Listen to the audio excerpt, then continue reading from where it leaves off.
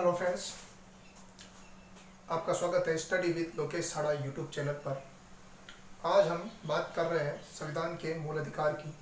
पिछली वीडियो में हमने मूल अधिकार के विकास के संदर्भ में बात की थी और आज हम इन मूल अधिकारों पर एक एक टॉपिक वाइज डिस्कस करेंगे। आपका जो पहला मूल अधिकार था वह समानता का अधिकार, जिसका उल्लेख आपके आर्टिकल 14 से लेकर आर्टिकल 18 तक किया गया है। और इस समानता के अधिकार में पहला जो मूल अधिकार है जिसका उल्लेख आपके अनुच्छेद 14 में किया गया है वह है विधि के समक्ष समानता का अधिकार। विधि के समक्ष समानता यानी कि कानून की नज़र में सभी व्यक्तियों के साथ समान व्यवहार किया जाएगा। यानी कि सीधी सी बात है, देश के प्रत्येक नागरिकों के विरुद्ध एक प्रकार की समान न्यायिक प्रक्रिया संचालित की जाएगी। जबकि एक विशेष शब्दावली और होती है जिसे कहा जाता है विधि के समान संरक्षण। विधि के समान संरक्षण, इसके अंतर्गत प्रत्येक व्यक्ति के साथ एक समान न्यायिक प्रक्रिया संचालित नहीं करने की बात कही जाती है। यानी कि यहाँ पर विशेष अधिकारों पर बात की जाती है।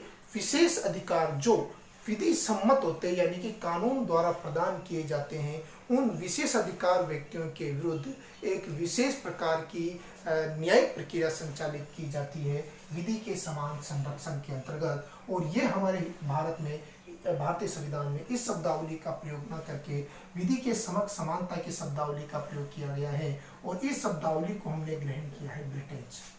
जबकि इस प्रकार की जो ये शब्दावली है वह आपके अमेरिकी संविधान के अंतर्गत सम्मिलित की जाती है। यहाँ पर सीधी सी अगर हम इनके बीच में एक डिस्क्रिमिनेशन पैदा करें, एक भिन्नता पैदा करें, तो ये माना जा सकता है कि यहाँ पर एक विशेष अलग अलग व्यक्ति या विशेष अधिकार प्राप्त व्यक्तियों के लिए एक अलग न्यायिक प्रक्रिया, अलग अलग प्रकार की न्यायिक प्रक्रिया के बारे में बात करता है। जबकि विधि के समक्ष समानता के अंतर्गत प्रत्येक व्यक्ति के साथ, चाहे वो विशेष अधिकार प्राप्त वाले व्यक्ति क्यों ना हो, उनके साथ एक समान न्यायिक प्रक्रिया का संचालन किया जाएगा। सीधी सी बात है, यहाँ पर विशेष अधिकार की बात होगी और यहाँ पर समानता की बात होगी। विधि के समक्ष समानता की अगर हम प्रमुख विशेषता पर बात करें तो इस शब्दावली का सबसे पहले या इस शब्दावली के जो प्रवर्तक थे उनका नाम था ए.वी. डाइसी। ए.वी. डाइसी ने इस शब्दावली का सर्वप्रथम प्रयोग किया कि कानून के अंतर्गत सभी व्यक्तियों के साथ समान व्यवहार किया जाए। दूसरा, अगर हम इसकी दूसरी विशेषता पर बात करें तो विधि के समक्ष समानता ये कहता है कि बिना कानून अवहेलना यानी कि बिना विधि के अवहेलना के बिना न्यायिक प्रक्रिया संचालित नहीं की जा सकती। यानी कि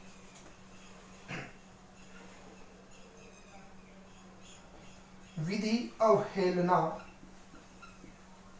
पर न्यायिक प्रक्रिया होगी।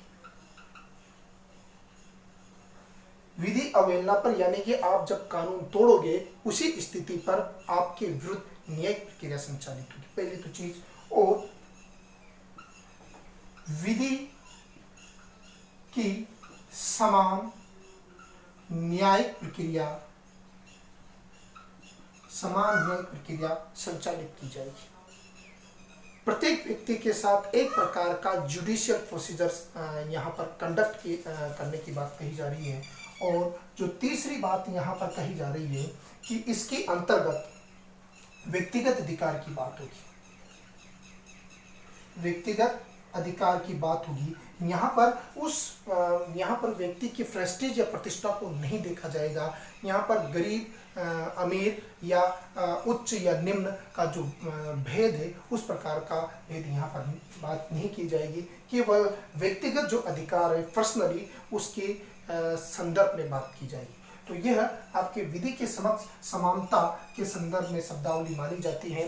अगली यहाँ पर इस विधि के समक्ष समानता पर तो हमने ये बात कर दी कि बड़ी समानता की बात करता है, लेकिन यहाँ पर इसके कुछ अपवाद हैं। अपवाद ये है कि इस शब्दावली के अंतर्गत आपके कुछ लोगों को इससे बाहर रखा गया है, जिसे यहाँ पर अपवाद कहा गया। विधि के समक्ष समानता के अंतर्गत जो अपवाद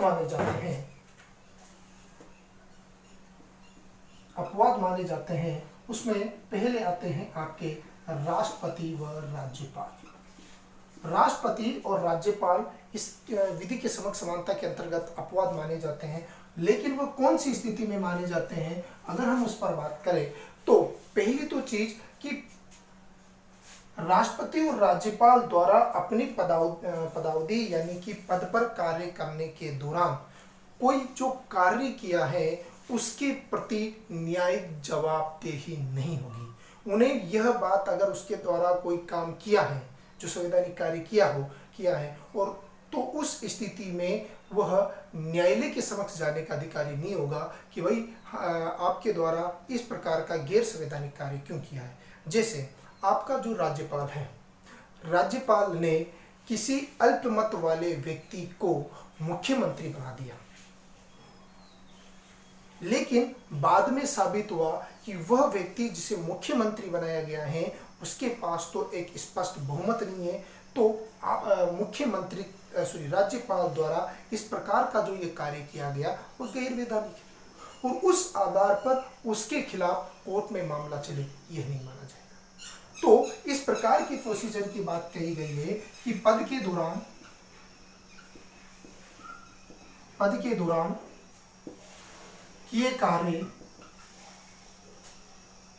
किए कार्य के प्रति न्यायिक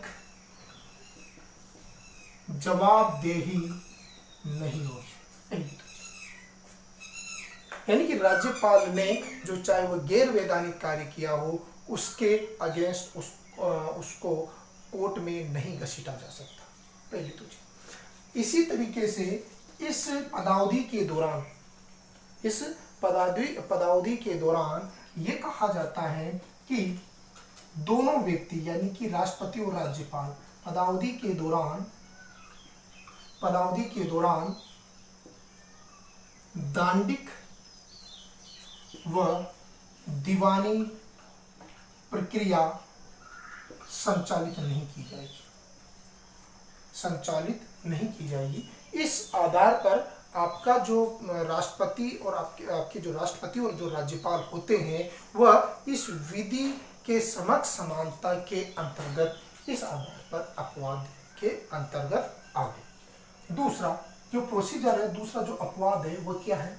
इस अपवाद के अंतर्गत ये माना जाता है कि आर्टिकल 361 खंड के अनुसार अगर कोई व्यक्ति संसद या विधान मंडल में होने वाली प्रक्रिया या जो सत्य कार्यवाही जो संचालित हो रही है उस कार्यवाही की क्लिप बनाकर या क्लिप वह बाहर समाचार पत्र के माध्यम से बाहर लोगों को बता दे तो उसे भी कानून की अवहेलना के अंतर्गत नहीं माना जाएगा, यानी कि वह कानून सम्मत नहीं होगा। यानी कि सीधी सी बात है, देश का किसी भी प्रकार का नागरिक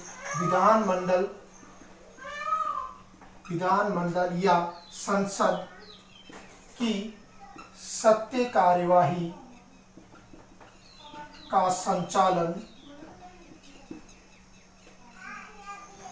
समाचार पत्र या मीडिया में उल्लेखित कर सकता है तो उसको भी इस विधि के समक्ष समानता के अंतर्गत नहीं माना जाता। तीसरा जो अपवाद है वो ये माना जाता है कि आर्टिकल 105 के अनुसार आपका जो संसद सदस्य है वो संसद सदस्य सदन के अंदर रहकर जो बहस करता है या जो कार्यवाही करता है और वहाँ पर उस कार्यवाही के आधार पर उसे न्यायालय के समक्ष नहीं ले जाया जा सकता। यानी कि आर्टिकल 105 के अनुसार कोई भी सांसद संसदीय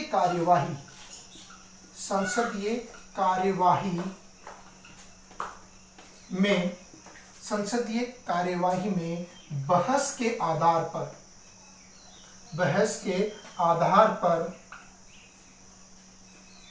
उसके ऊपर न्यायिक प्रक्रिया संचालित नहीं होगी। यानी कि आपका संसद जो आपका जो सांसद संसद के अंतर्गत जो कार्य करता है उसे आधार बनाकर उसके खिलाफ कोई न्यायिक प्रक्रिया संचालित नहीं की जा सकती। उसी तरीके से आपके आर्टिकल जो 195 है 194 है उसमें भी सेम यही प्रोसीजर कहा गया है कि आपका जो विधानमंडल सदस्य हैं वह उस सदन के अंतर्गत उस कार्यवाही जो उस सदन के अंदर उसके द्वारा की जाती है उसे आधार बनाकर उसके खिलाफ कोई कार्यवाही नहीं की जा सकती। तो ये आपके 4 अपवाद हो गए। पांचवा अपवाद जो है आपका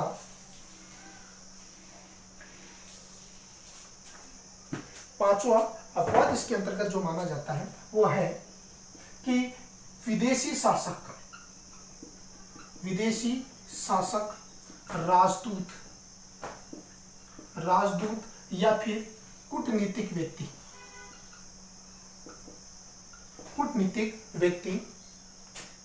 के विरुद्ध न्यायिक प्रक्रिया नहीं होगी। तो आप किसी विदेशी शासक या फिर अगर हम बात करें राजदूत या फिर बात करें जो कूटनीतिक व्यक्ति होता है जो इसका विदेश से हमारे जो फॉरेन रिलेशनशिप हमारे प्रभावित हो सकते हैं, उस व्यक्ति के खिलाफ भी इस विधि के समक्ष समानता की कार्यवाही नहीं की जा सकती, वह इसके अंतर्गत नहीं माना जाता, यानी कि इसमें अपवाद माना जाता है। और छठा जो प्रोसीजर है वो छठे प्रोसीजर के अंतर्गत जो बात कही जाती है वो ये कि आपका यूएनओ यानी कि संयुक्त राष्ट्र संघ की जो एजेंसी होती है वह एजेंसी के विरुद्ध भी इस प्रकार की कोई विधि सम्मत कार्रवाई नहीं की जा सकती या न्यायिक प्रक्रिया नहीं संचालित की जा सकती। तो इस प्रकार ये आपके विधि के समक्ष समानता के अंतर्गत ये आपके 6 अपवाद माने जाते हैं जो इसमें सम्मिलित जो आपके विधि के समक्ष समानता की अवहेलना करते हैं। और उसके अलावा जो जितने फैक्ट होते हैं जो कोई भी किसी प्रकार का व्यक्ति होता है उसके खिलाफ इस प्रकार की कार्रवाई की जा सकती है। तो ये आपके अनुच्छेद 16 हो गया। नेक्स्ट क्लास में हम अनुच्छेद 15 जिसके अंतर्गत आपकी समानता धर्म वंश लिंग पर समानता की बात कहता है उस आर्टिकल पर हम बात करेंगे। इसलिए आप नेक्स्ट आर्टिकल को देखना न भूलें।